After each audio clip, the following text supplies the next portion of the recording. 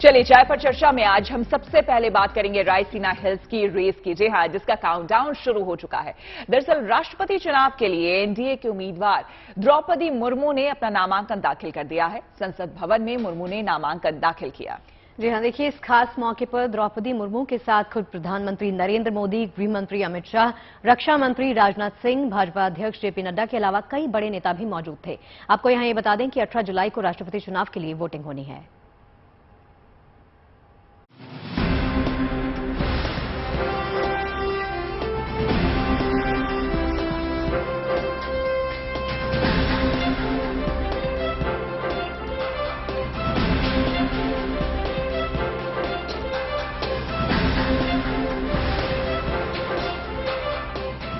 भारतीय लोकतंत्र के फलक पर इस तस्वीर ने एक लंबी लकीर खींच दी है और इसी के साथ रायसीना की रेस भी शुरू हो गई है। एनडीए की ओर से राष्ट्रपति पद की उम्मीदवार द्रौपदी मुर्मू ने नामांकन दाखिल करने के पहले महात्मा गांधी, बीआर अम्बेडकर और बिरसा मुंडा को नमन किया और फिर राष्ट्रपति चुनाव के पहले पड़ाव की ओर अपने कदम बढ़ा दिए। सबसे पहले एनडीए के नेता संसद की लाइब्रेरी में इकट्ठा हुए। बैठक में द्रौपदी मुर्मू का भव्य स्वागत हुआ। इस दौरान उनके प्रस्तावक भी मौजूद थे, जिसके बाद पीएम मोदी और तमाम प्रस्तावकों के साथ द्रौपदी मुर्मू ने सेक्रेटरी जनरल के कमरे की तरफ रुख किया। इस मौके पर अमित शाह, राजनाथ सिंह और बीजेपी के तमाम वरिष्ठ नेता मौजूद रहे। द्रौपदी मुर्मू की ओर से नामांकन के 4 सेट दाखिल किए गए। पहले सेट में पीएम मोदी और बीजेपी संसदीय बोर्ड के सदस्यों को प्रस्तावक बनाया गया, जबकि दूसरे सेट में प्रस्तावक की भूमिका में जेपी नड्डा और राज्यों के मुख्यमंत्री शामिल थे। तीसरे सेट में हरियाणा और हिमाचल के विधायक प्रस्तावक बने और चौथे सेट में गुजरात के विधायकों को प्रस्तावक बनाया गया। खास बात यह रही कि ज्यादातर प्रस्तावक आदिवासी समाज से हैं। ओडिशा के सांसद द्रौपदी मुर्मू की उम्मीदवारी पर काफी खुश नजर आए। ओडिशा के लिए बहुत गर्व एवं गौरव की बात है कि हमारा ओडिशा के एक आदिवासी महिला नेत्री और पूर्वतन मंत्री, पूर्वतन महामहिम राज्यपाल और हमारा ओडिशा के जो बेटी है, ओडिशा माटी के सुपुत्री है, वो आज भारत के प्रथम आदिवासी महिला राष्ट्रपति है, वो कैंडिडेट है। इसके लिए हम भारत के 140 कोटि जनता से मैं बहुत उसको कृतज्ञता ज्ञापन करता हूँ, अभिनंदन ज्ञापन करता हूँ। और विशेष करके हमारा जो 12 करोड़ आदिवासी है, दलित है, उसके तरफ से मैं बहुत अभिनंदन करता हूँ। नामांकन दाखिल करने के बाद मुर्मू अपने काफिले के साथ ओडिशा भवन पहुंची। आज उनके सियासी सफर का बड़ा दिन था, लेकिन जिस सादगी और धैर्य के लिए वो जानी जाती हैं, वो सादगी इस खास मौके पर भी नजर आई। द्रौपदी मुर्मू अभी नामांकन भर के ओडिशा भवन की ओर वापस लौट रही हैं। उनके साथ प्रधानमंत्री नरेंद्र मोदी, राजनाथ सिंह और साथ कई लोग। ये देखिए, द्रौपदी मुर्मू ने अभी नामांकन भरा और अभी ओडिशा भवन की ओर वापस लौट रही हैं। मुर्मू जी, कैसा लग रहा है आपको? कुछ कहना चाहेंगे?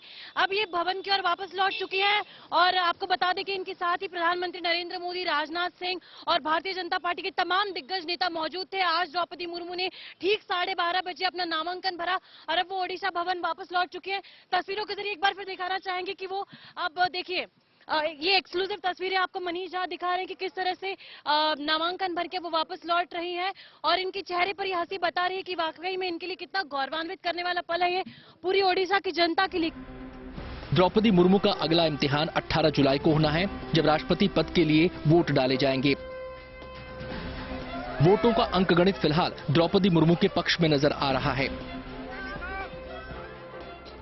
उन्हें न केवल नवीन पटनायक की पार्टी का समर्थन हासिल है, बल्कि उनके नाम पर एलजेपी पारस गुट और एलजेपी रामविलास गुट भी एक मत हैं।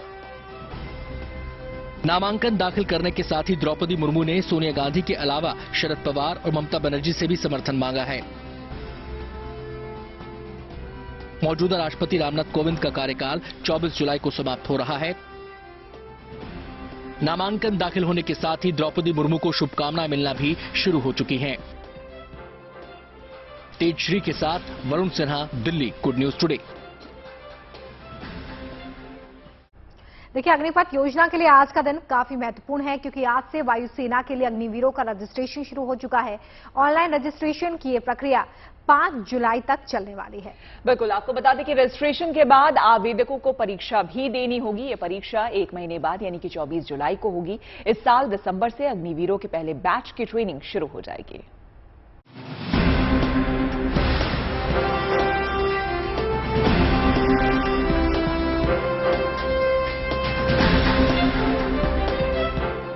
सेना में भर्ती के लिए शुरू की गई अग्निपथ स्कीम पर भले ही कई जगह विरोध हो रहा हो, लेकिन इन तमाम विरोध और बवाल के दरमियान भारतीय वायुसेना में आज से अग्निपथ योजना के तहत अग्निवीरों की भर्ती प्रक्रिया शुरू कर दी गई है। उत्तर प्रदेश की राजधानी लखनऊ में अग्निपथ स्कीम के तहत वायुवीर बनने के लिए युवाओं ने ऑनलाइन रजिस्ट्रेशन शुरू कर दिया। सपनों को एक ऊंची उड़ान मिलने वाली है उन युवाओं के जो अग्निवीर बनना चाहते हैं। अग्निवीर के लिए रजिस्ट्रेशन शुरू हो गया है और बहुत सबसे पहले जो लोग खुद को रजिस्टर कर रहे हैं उसमें हमारे साथ आयुष पालीवाल हैं। हम लखनऊ के जनरल सैल्यूट डिफेंस एकेडमी में हैं और यहाँ पर जो स्टूडेंट्स हैं वो खुद को रजिस्टर कर रहे हैं, लेकिन उसमें भी सबसे पहला मौका आयुष पालीवाल को मिला है। तो हम देख रहे हैं आयुष ने ये खोला है और जो पेज है इसमें हम देख रहे हैं कि नाम, नेशनैलिटी जैसी चीजें भरनी है और अग्निवीर वायु यानी जैसा कि नाम से ये स्पष्ट हो रहा है कि ये एयरफोर्स के लिए है।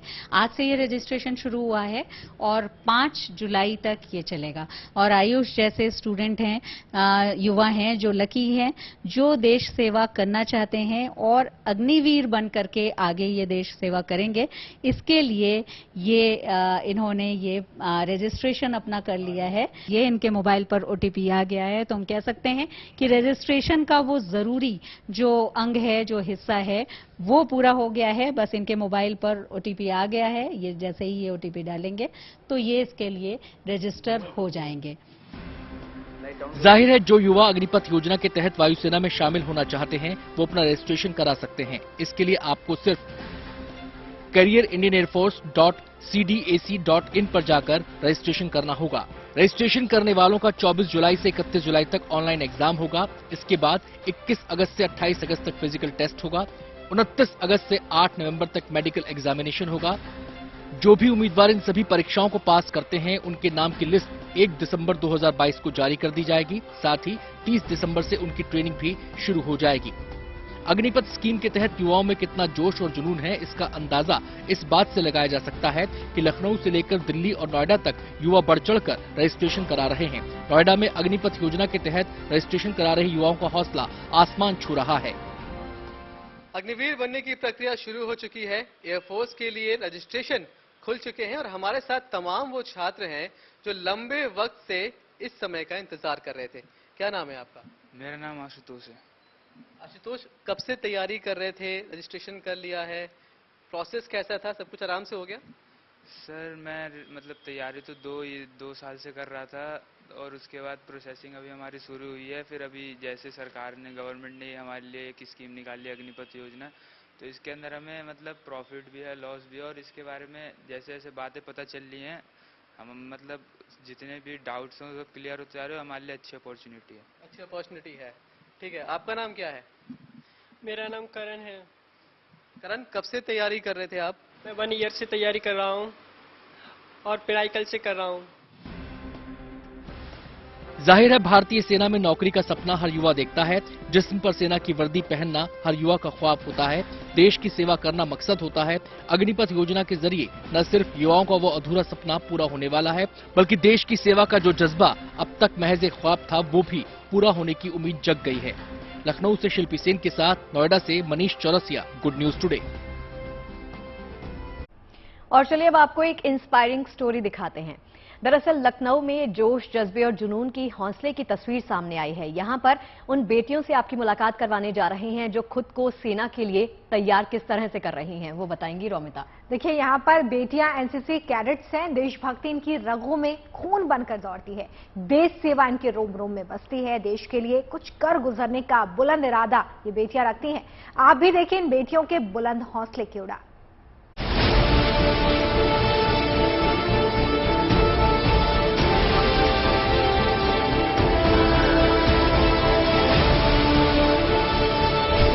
ऑफ कोर्स मैं बनना चाहती हूँ कि मैम हमें डिसिप्लिन मिलेगा और यूनिटी होगी तो हम कोई भी वर्क करेंगे तो उसमें हमारी हेल्पफुल होगा। ये सबको तैयार होना चाहिए, हर घर में एक सिपाही होना चाहिए।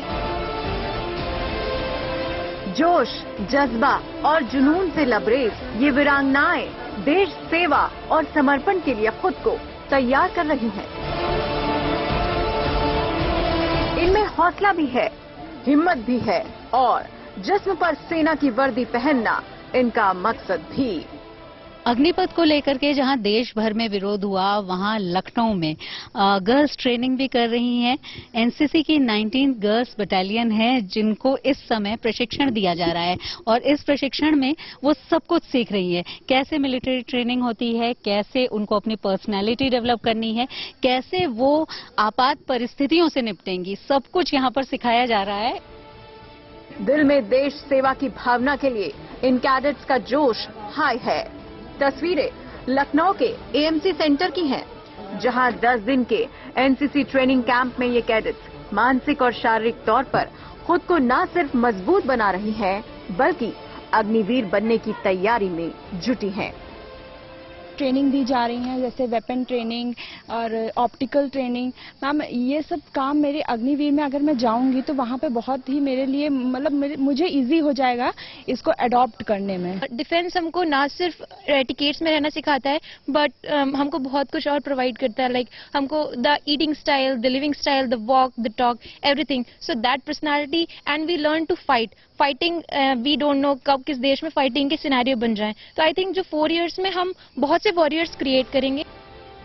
मुश्किल ट्रेनिंग, बेमिसाल हौसला और मजबूत मानसिक स्थिति, इस 10 दिन के कैंप का मकसद इन कैडेट्स को तैयार करना है। सेना की वर्दी और देश की सेवा इनका मकसद है। ये यूथ के लिए बहुत अच्छी अपॉर्चुनिटी है, जस्ट बिकॉज जो परिस्थितियां इस समय पूरे विश्व में चल रही हैं, जैसे कि लड़ाइयां हो रही हैं, मेरा मानना है कि अगर हमारा यूथ तैयार रहेगा कल की लड़ाइयों के लिए तो वो आगे हमारा ही फ्यूचर सिक्योर करेगा। अगर आज हमें ये ट्रेनिंग दी जाएगी, कल को अगर हम आर्मी में जाते हैं, नहीं जाते हैं, दैट इज आवर कॉल। हम इसके बाद जो ज्वाइन करना चाहें हम कर सकते हैं। We have a secure future. In fact इसका सर्टिफिकेट लेके अगर हमने कहीं दिखाया so we will be highlighted there. But I believe कि सबको तैयार होना चाहिए, हर घर में एक सिपाही होना चाहिए। बहुत ज्यादा अपॉर्चुनिटीज हैं। अभी 4 इयर्स हम लोगों को ट्रेनिंग दी जाएगी, वो डिसिप्लिन दिया जाएगा, मैम एक आउटलुक दिया जाएगा प्रॉपर कि मिलिट्री में क्या चीजें कैसे होती हैं। मैम अभी यूथ जो है उसको नहीं पता इतना कि मिलिट्री में कौन कौन सी अपॉर्चुनिटीज ओपन है सबके लिए। सो मैम आई थिंक कि हम लोगों को इस चीज के लिए जाना चाहिए और प्रमोट करना चाहिए मैम इस अग्निपथ स्कीम को। कैंप में इन लड़कियों को न सिर्फ शूटिंग, फिजिकल फिटनेस, स्पोर्ट्स जैसी एक्टिविटी करवाई जा रही है, बल्कि आपात स्थिति में किसी चुनौती से निपटने और लोगों से संवाद करने और राष्ट्रीय मुद्दों की समझ विकसित करने के लिए भी प्रशिक्षण दिया जा रहा है। अगर आप देखिए ना तो यूथ जितना है वो एनसीसी लेता ही इस पर्पज से कि कहीं ना कहीं उनको इस वर्दी का शौक है। तो ट्रेंड फोर्स निकलेगा, ऑर्गेनाइज्ड होगा और ट्रेंड फोर्स होगा, जो हमारे नेशन के लिए, हमारे राष्ट्र के लिए बहुत ही मुझे लगता है लाभदायक होगा। जोश, जज्बा, जुनून, हौसला और देश सेवा, इन कैडेट्स के लिए ये महज शब्द नहीं बल्कि वो मंत्र है जो किसी की भी जिंदगी बदल सकता है। शायद ये ही वो मंत्र है जो इन लड़कियों को अग्निवीर के अग्निपथ पर आगे बढ़ने के लिए प्रेरित करता है।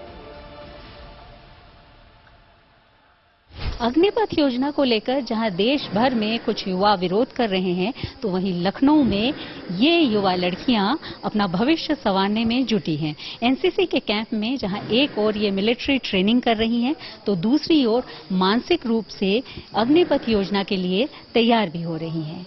यानी मकसद सिर्फ एक है, एक मौका मिले और ये देश सेवा के लिए आगे आए।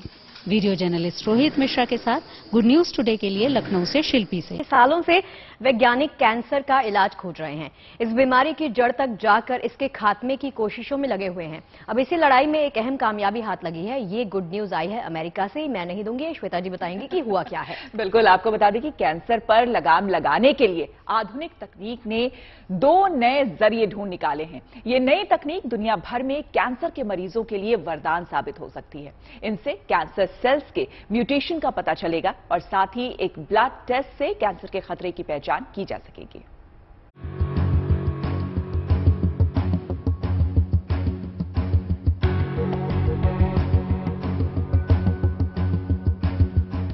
कैंसर पर लगाम लगाएगी आधुनिक तकनीक।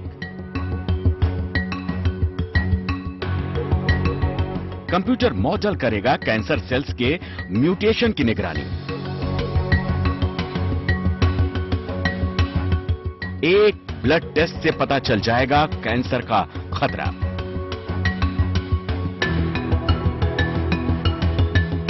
कैंसर ने बरसों से पूरी दुनिया को परेशान कर रखा है। हर साल लाखों मरीज इसके शिकार हो जाते हैं। लेकिन अब इस खतरनाक बीमारी को मात देने के लिए वैज्ञानिकों ने एक नहीं दो रास्ते ढूंढ निकाले हैं।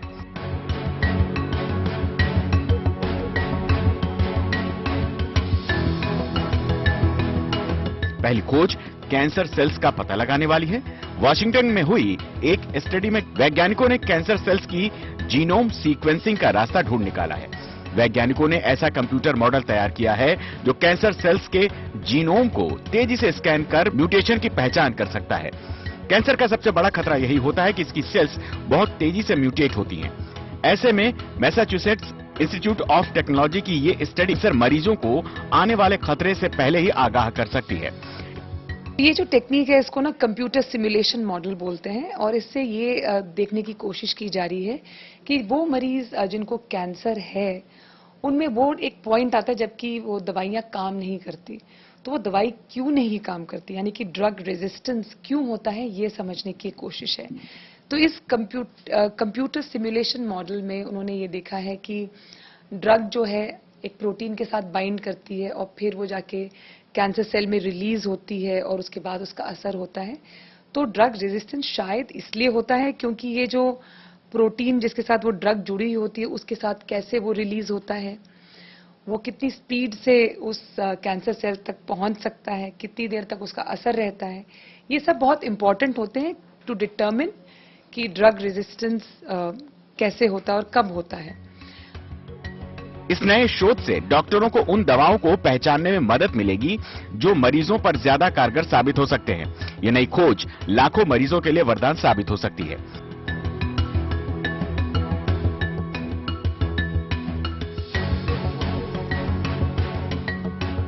कैंसर के खिलाफ जंग में हिंदुस्तान को एक और कामयाबी मिली है।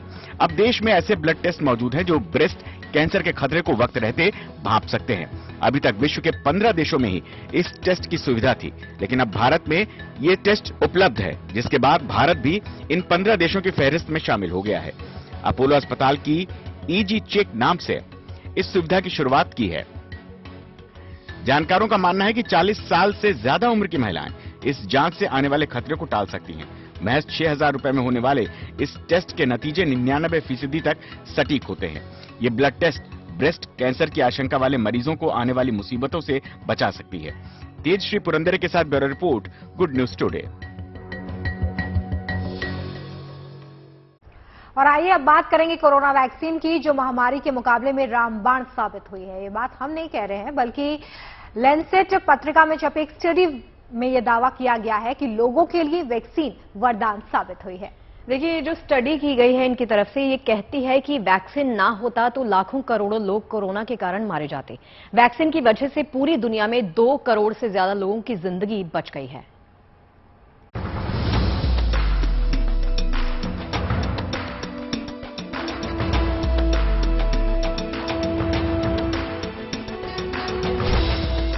वैक्सीन साबित हुआ वरदान, देश दुनिया में बची लाखों जान। वैक्सीन न होता तो होता बड़ा नुकसान।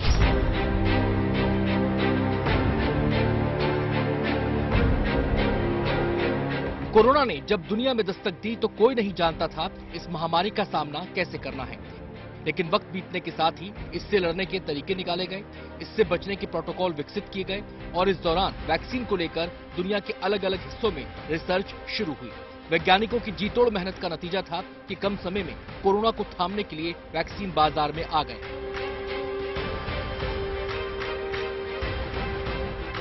ये बात तो सब जानते थे कि वैक्सीन कोरोना से लड़ाई में रामबाण साबित होगा, कोरोना के खिलाफ लोगों की इम्यूनिटी बूस्टर का काम करेगा, कोरोना की खतरनाक मार से बचाएगा। वैक्सीन के प्रभाव को लेकर हुई स्टडी में ये बात साबित हुई है कि टीके ने लोगों को मजबूत सुरक्षा कवच दिया है। अब आपको बताते हैं स्टडी की अहम बातों के बारे में। लैंसेट पत्रिका में छपी है स्टडी। लंदन के इंपीरियल कॉलेज ने की है स्टडी। प्रोफेसर ओलिवर वॉटसन थे स्टडी में शामिल। 8 दिसंबर 2020 से 8 दिसंबर 2021 के बीच ये स्टडी हुई। स्टडी का दावा है कि पूरी दुनिया में टीके ने 2 करोड़ से ज्यादा की जान बचाई।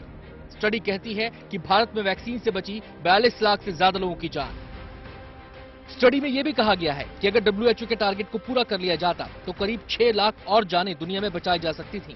WHO ने टारगेट रखा था कि 2021 के खत्म होने तक दुनिया के सभी देशों में 40% आबादी को कोविड वैक्सीन की 1 या 2 खुराक दे दी जाए। हालांकि कई वजहों से ऐसा हो नहीं पाया।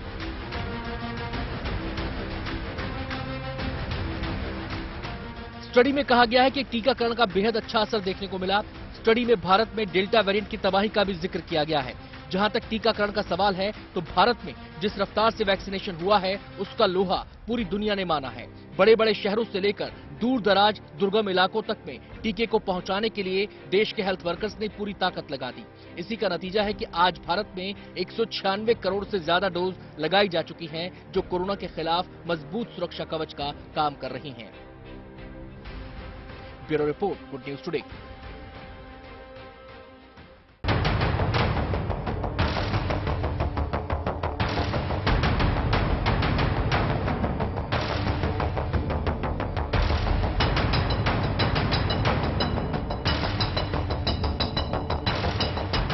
असम में आसमान और जमीन से कुदरत की दोहरी मार पड़ रही है।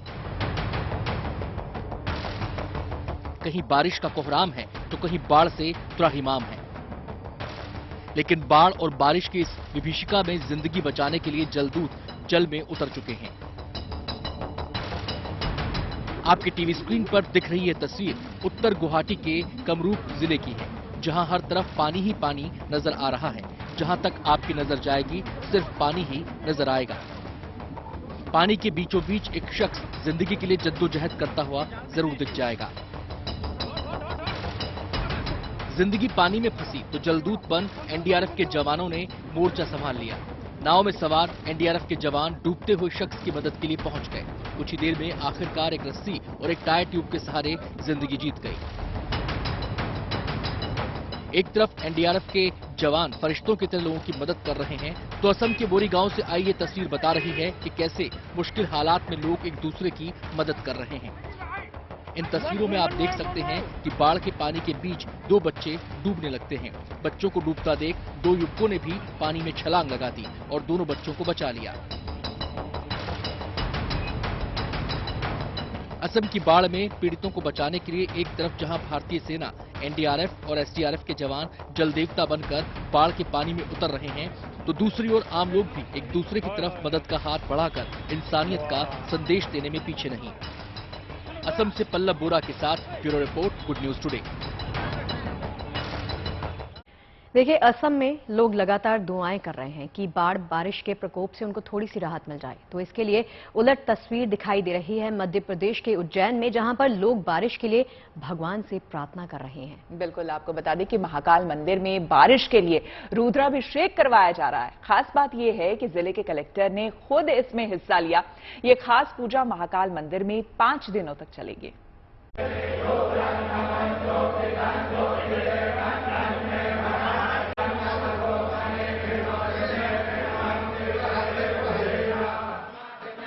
खास मकसद और जन कल्याण के लिए बाबा महाकाल का रुद्राभिषेक किया जा रहा है। और ये रुद्राभिषेक कोई और नहीं बल्कि उज्जैन के कलेक्टर आशीष सिंह कर रहे हैं। जनता की समस्याओं को सुनने वाले कलेक्टर साहब खुद महाकाल के दरबार में जन कल्याण की कामना के साथ पहुंचे हैं।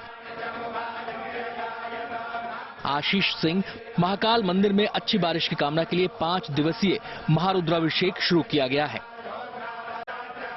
महारुद्र का जो पूजन अभिषेक यहाँ पर चालू हुआ है, न केवल अच्छी वर्षा के लिए बल्कि विश्व कल्याण की भावना के लिए ये आयोजन यहाँ पर किया जा रहा है, और जिसकी शुरुआत और जिसमें मेरे द्वारा सपरिवार मंदिर प्रबंध समिति के सदस्य और प्रशासक के द्वारा भाग लिया गया, और विश्व कल्याण की भावना के लिए ये पूजन प्रारंभ किया गया है। बाबा महाकाल की कृपा से अवश्य ही उस उद्देश्य की प्राप्ति होगी। देश और प्रदेश में अच्छी बारिश की कामना के साथ 23 से 27 जून तक ये अभिषेक किया जाएगा। इस दौरान मंदिर के गर्भगृह में शिवलिंग पर 5 दिनों तक सहस्त्र जलधारा से अभिषेक होगा। जहां महाकाल से कोरोना महामारी के खात्मे समेत अच्छी बारिश के लिए आशीर्वाद मांगा जा रहा है। जी क्या पूजा है और भगवान महाकाल के दरबार में उत्तम जल वृष्टि की कामना के साथ में कोरोना नामक महाबीमारी के विनाश के लिए 5 दिवसीय महाअनुष्ठान प्रारंभ किया गया है। इसमें बाबा महाकाल से प्रार्थना की जा रही है कि हे परमपिता परमात्मा, राष्ट्र का कल्याण हो, राष्ट्र में उत्तम जल वृष्टि हो एवं कोरोना नामक महाबीमारी का नाश हो। इसके लिए मंदिर के पुजारी पुरोहितों के द्वारा महाकाल मंदिर प्रबंध समिति के तत्वाधान में यह अनुष्ठान किया जा रहा है। महारुद्राभिषेक अनुष्ठान के दौरान 5 दिनों तक हर दिन पुजारी, पुरोहित और विद्वान पंडित बाबा महाकाल के सामने बैठकर महारुद्राभिषेक करेंगे। Sandeep Kulshreshtha, Ujjain, good news today.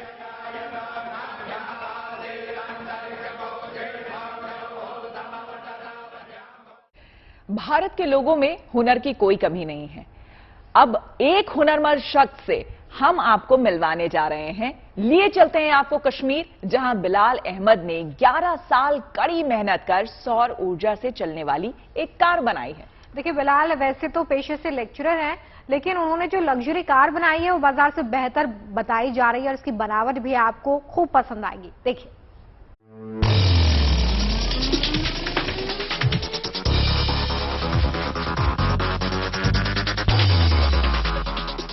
11 साल की कड़ी मेहनत और लगन का नतीजा है ये कार, जिसे कश्मीर के रहने वाले बिलाल अहमद ने तैयार किया है। बिलाल पेशे से मैथमेटिक्स के प्रोफेसर हैं, जिन्होंने अपने सपने को साकार करने के लिए दिन रात मेहनत की और फिर एक मारुति 800 कार में बदलाव करके उसे सोलर कार बना दिया।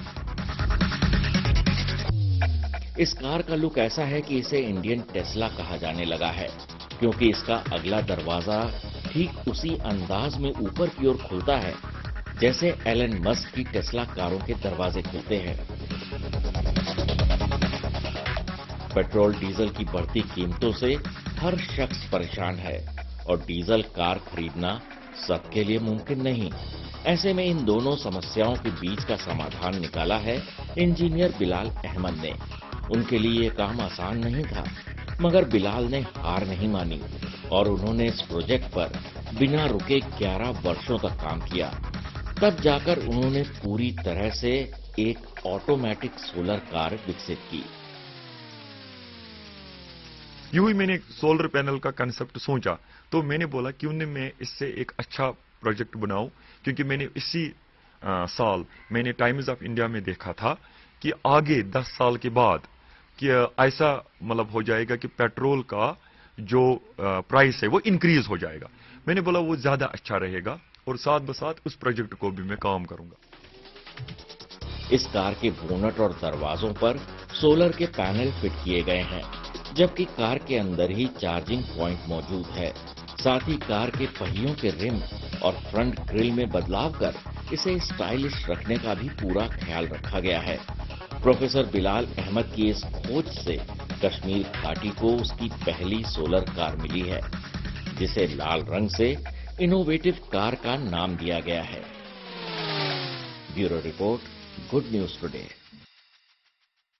और आइए अब आपको लिए चलते हैं दिल्ली एयरपोर्ट, जिसने एक अनोखा कीर्तिमान अपने नाम किया है। आजकल ग्रीन एनर्जी, क्लीन एनर्जी की बातें हो रही हैं और इसी दिशा में दिल्ली एयरपोर्ट ने एक बड़ी उपलब्धि अपने नाम की है। और देखिए, उपलब्धि ये है कि दिल्ली एयरपोर्ट पर इस्तेमाल होने वाली बिजली पूरी ग्रीन एनर्जी है, क्लीन एनर्जी है। मतलब ये या तो एयरपोर्ट पर सौर ऊर्जा इस्तेमाल हो रहा है या फिर हाइड्रो पावर का।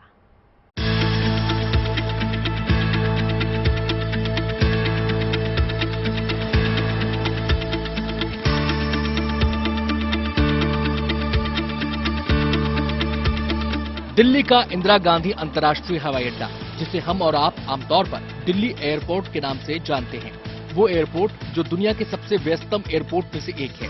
लेकिन इस एयरपोर्ट की पहचान अब बदलने वाली है, क्योंकि IGI इंटरनेशनल एयरपोर्ट अब देश का एकमात्र एयरपोर्ट बन गया है जहां पर खपत होने वाली 100% बिजली की आपूर्ति ग्रीन ऊर्जा के माध्यम से हो रही है।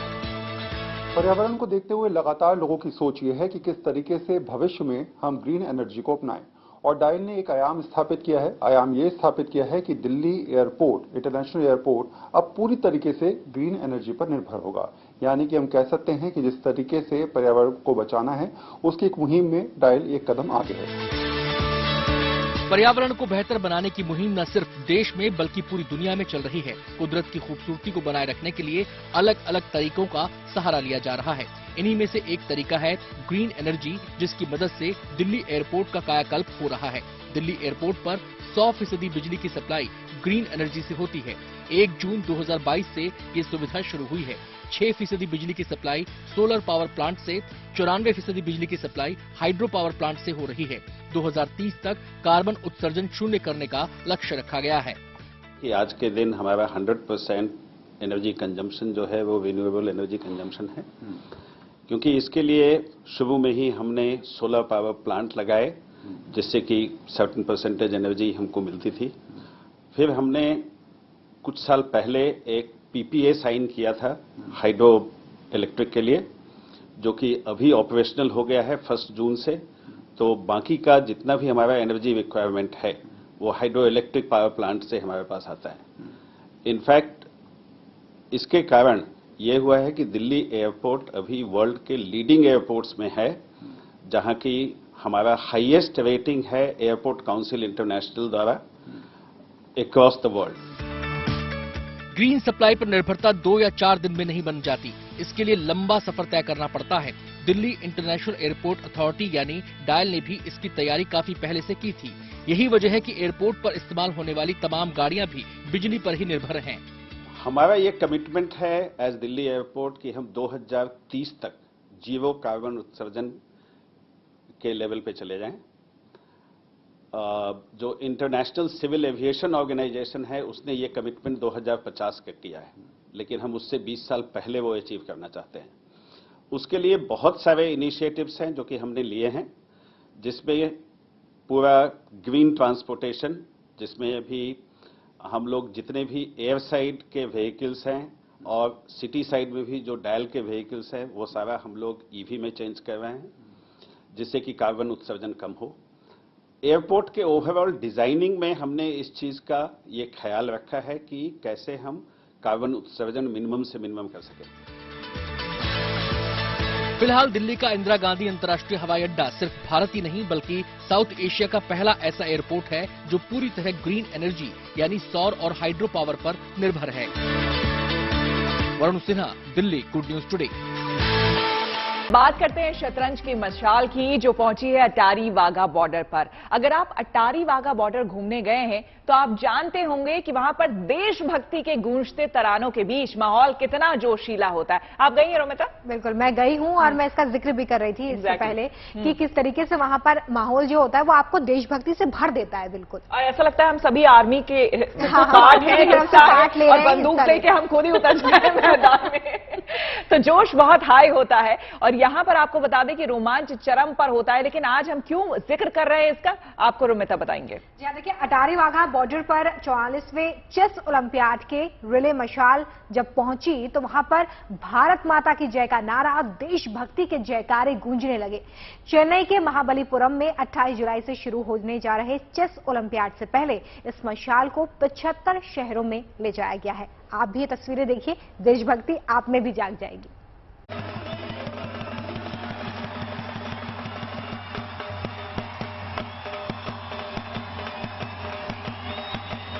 शान से फहराता तिरंगा, ढोल की थाप पर रोमांच से भर देने वाला डांस,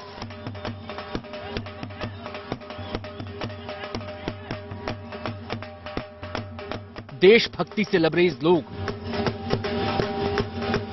और जोशीला माहौल। ये नजारा अटारी वाघा बॉर्डर का है। हिंदुस्तान पाकिस्तान बॉर्डर पर शतरंज की बिसात बिछी है। शहमात के इस खेल में खूब दिमागी कसरत चल रही है। जीतेगा कौन, बाजी किसके हाथ लगेगी, इसे लेकर खूब माथापच्ची चल रही है।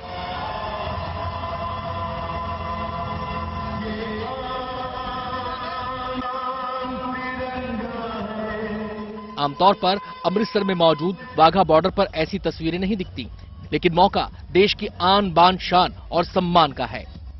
भारत में पहली बार 44वें चेस ओलंपियाड का महा आयोजन होने जा रहा है। ये महा इवेंट 28 जुलाई से 10 अगस्त तक चेन्नई में आयोजित किया जाएगा।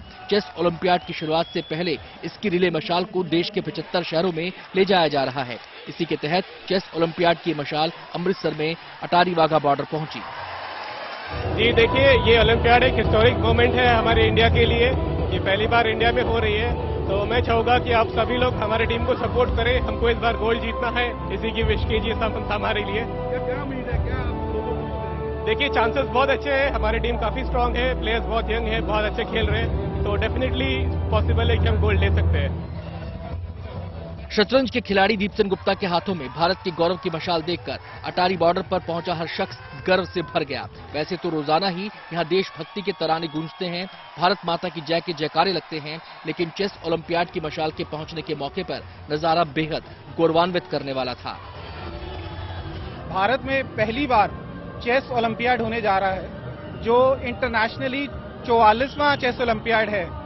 उसमें एक विशाल मशाल रैली माननीय प्रधानमंत्री जी ने जिसको फ्लैग ऑफ किया था, उसका एक चरण आज यहां पर आया, पड़ाव लिया।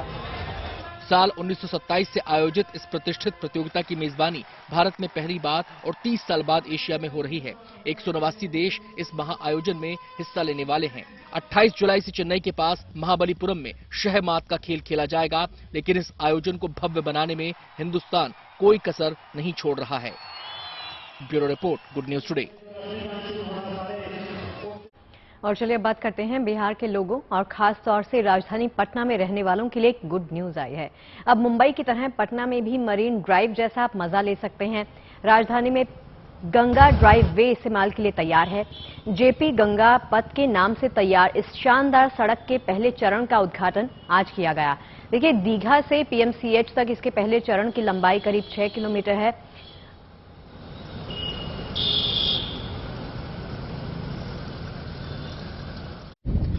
आज पटना के लिए बेहद शानदार दिन है, और ये दिन इसलिए है क्योंकि एक बहुत बड़ी सौगात पटना को मिलने जा रहा है।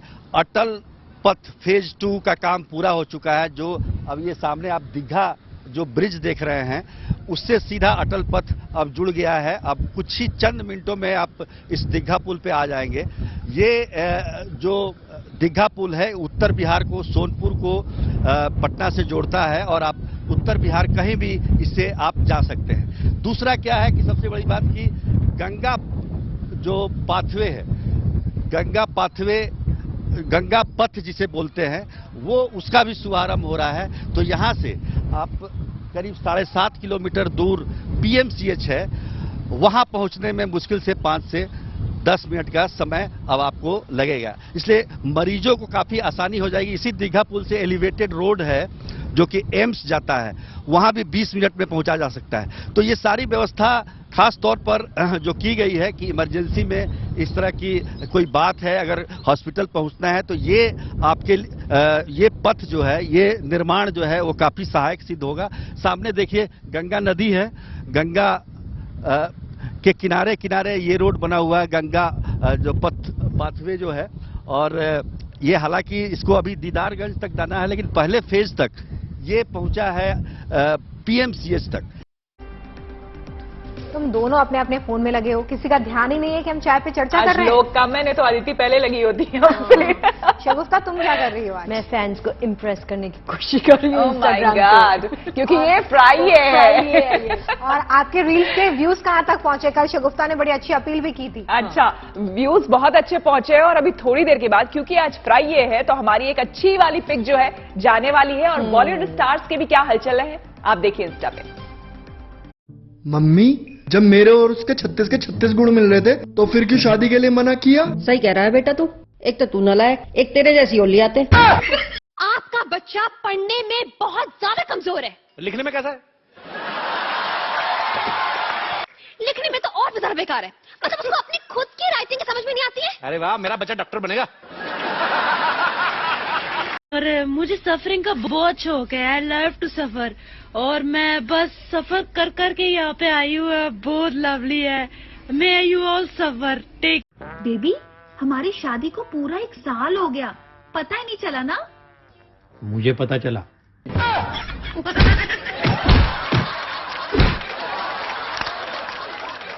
भाई हाँ, इस दुनिया में कितने देश है? भाई एक ही देश है, भारत। बाकी सब तो विदेश है। मेरा भारत महान। भाई गुटखा पर दाम बढ़ गए, अब क्या करोगे? करना क्या है, आधा घंटा लेट थूकेंगे और क्या। चलिए अब वक्त हो गया है हमारे वीकेंड स्पेशल चाय पर चर्चा को यहां पर विराम देने का, लेकिन आपसे मुलाकात होगी पक्का 2 दिन बाद, यानी मंडे को, है ना? एग्जैक्टली वापस आएंगे मंडे को। देखिए वीकेंड अपना एंजॉय कीजिए, लेकिन ये ख्याल रखें कि सोमवार को 5 बजे फिर यहीं पर मिलेंगे चाय के साथ। तो मिलते हैं सोमवार को ढेर सारी खबरों, बातों और कड़क चाय के साथ। तब तक के लिए आप अपना बहुत ख्याल रखिए और गुड न्यूज टुडे देखते रहिएगा। नमस्कार।